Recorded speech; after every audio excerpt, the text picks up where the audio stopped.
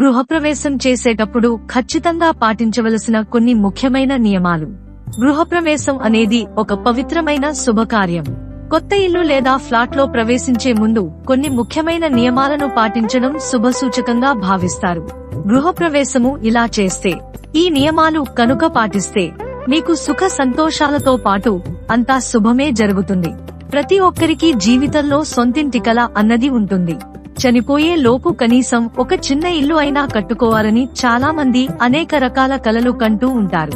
ఇక కొత్త ఇల్లు కట్టుకున్న తర్వాత ఇంట్లోకి గృహప్రవేశం చేసేటప్పుడు అనేక రకాల సాంప్రదాయాలను, ఆచార వ్యవహారాలను పాటిస్తూ ఉంటారు. అయితే కొత్త ఇంట్లోకి ప్రవేశించేటప్పుడు ముఖ్యంగా కొన్ని రకాల నియమాలను తప్పకుండా పాటించాలని పండితులు అంటున్నారు. మరి గృహప్రవేశం చేసేటప్పుడు పాటించవలసిన నియమాలేంటో ఇప్పుడు ఈ వీడియో ద్వారా మనం తెలుసుకుందాం.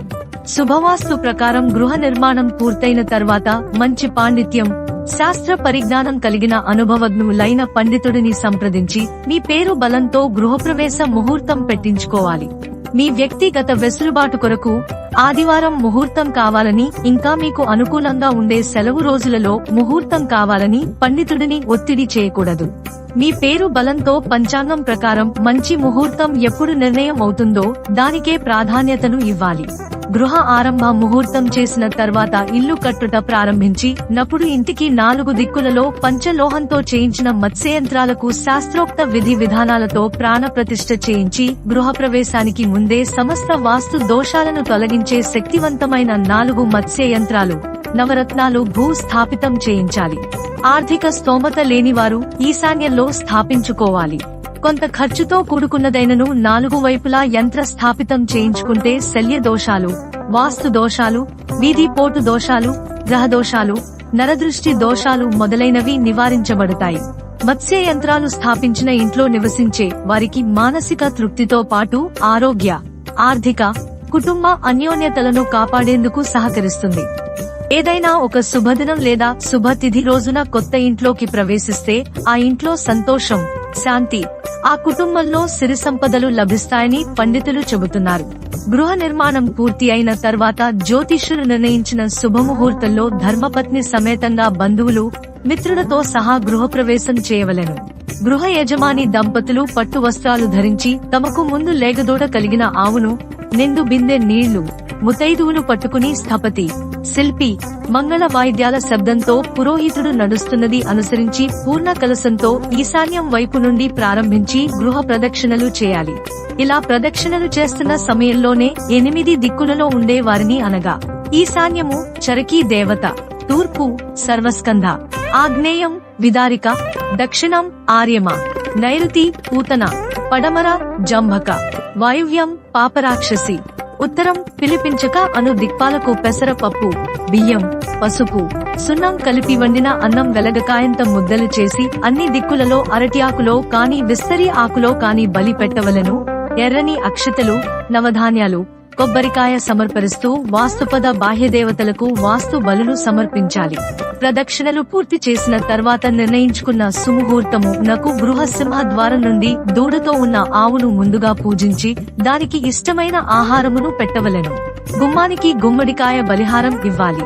అలానే గృహప్రవేశం నాడు తప్పకుండా ద్వారాలకు మామిడాకులతో తోరణాలు కట్టండి.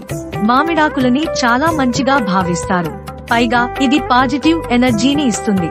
అలానే తోరణాలతో పాటు ఇంటి ముందు ముగ్గు వేయడం మర్చిపోకండి.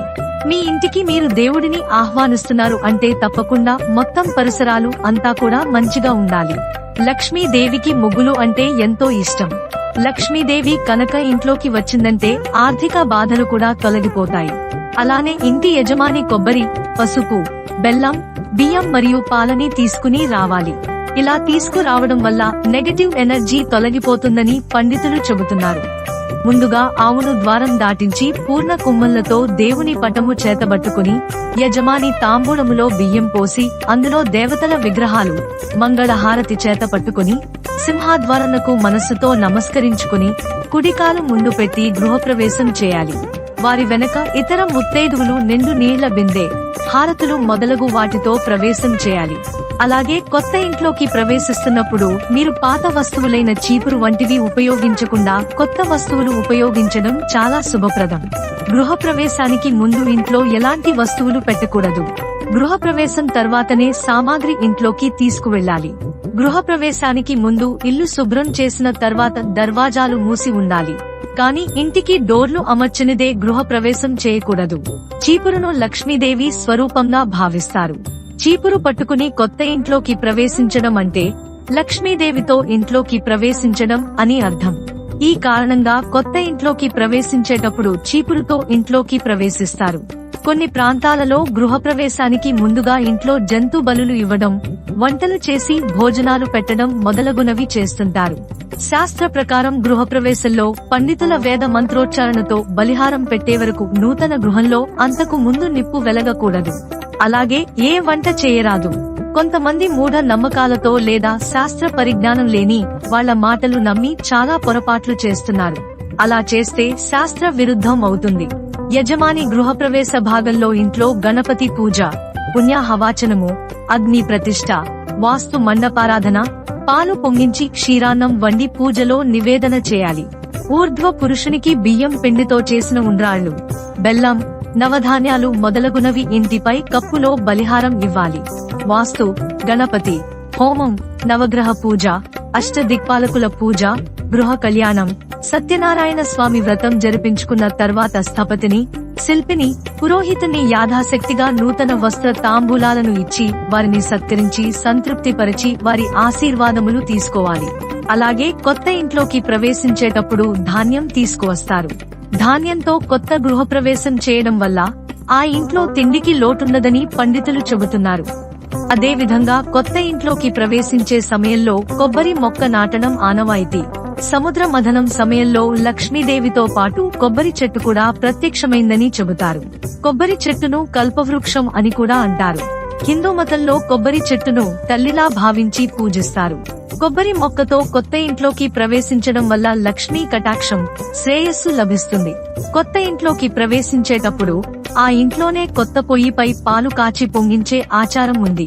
ఇది కొత్త ఇంటికి భగవంతుడి ఆశీర్వాదాన్ని తెస్తుంది. పాలను మరిగించిన తర్వాత ఆ పాలను పరమాన్నం చేసి ఇష్టదేవతకు నైవేద్యంగా పెడతారు. తమ శక్తి కొలది బంధు మిత్రులకు శాఖాహార భోజనాలు, అన్నశాంతి కార్యక్రమాలు చేయవలెను. 3 రోజులు ఉభయ సంధ్యలలో ఇంట్లో దేవుని మందిరంలో దీపారాధన చేయాలి. యజమాని కుటుంబం తప్పక 3 నిద్రలు వరుసగా గృహప్రవేశ అనంతరం చేయాలి. కొత్త ఇంట్లోకి ప్రవేశించేటప్పుడు దాన ధర్మాలు చేస్తారు. ఈ సమయంలో సుమంగళి స్త్రీలకు పసుపు, కుంకుమ, కంకణాలు, వస్త్రాలు మొదలైనవి వారి వారి సామర్థ్యాన్ని బట్టి అందజేస్తారు. అలాగే ఈ రోజున పేదలకు కూడా మీకు చేతనైనంత డబ్బు, భోజనం, దుస్తులు దానం చేస్తే చాలా మంచిది. ఈ విధంగా శాస్త్రోక్త విధిగా గృహప్రవేశ కార్యక్రమ నియమాలు పాటిస్తే కర్త సమస్త సుఖ సౌఖ్యములు పొంది ఆనందమైన జీవితాన్ని అనుభవిస్తారు. గృహప్రవేశ పూజ అనేది దేవతల నుంచి దీవెనలు పొందేందుకు, ఇంటిని రక్షించడానికి, సానుకూల శక్తులతో నింపడానికి నిర్వహించే పవిత్రమైన కార్యక్రమం. గృహప్రవేశానికి అనుకూలమైన మాసాలు వైశాఖం, జ్యేష్ఠ, శ్రావణం, కార్తీకం, మాఘ, ఫాల్గుణ మాసాలు శుభప్రదం. శుభతిథులు విదియ, తదియ, పంచమి, సప్తమి, దశమి, ఏకాదశి, త్రయోదశి, పౌర్ణమి. శుభ లగ్నాలు వృషభ, మిథున, కన్య, ధనుస్సు, కుంభ, మీన లగ్నాలు శుభం. శుభవారం సోమ, బుధ, గురు, శుక్రవారాలు. శుభ నక్షత్రాలు రోహిణి, మృగశిర, ఉత్తర, చిత్త, అనురాధ, ఉత్తరాషాఢ, ధనిష్ట, శతభిషం, ఉత్తరాభాద్ర, రేవతి. శుద్ధి లగ్నమునకు చతుర్థ స్థానం, అష్టమ స్థానం, ద్వాదశ స్థానాల శుద్ధి ఉండాలి. ఈ స్థానాలలో ఏ గ్రహము ఉండరాదు. గృహప్రవేశ ముహూర్తం నిర్ణయించిన పండితుడికి దక్షిణ తాంబూలం ఇచ్చి వారి ఆశీస్సులు తీసుకోవాలి. ఉచితంగా ముహూర్తము పెట్టించుకుంటే రుణశేషం పెంచుకున్న వాళ్లు అవుతారు.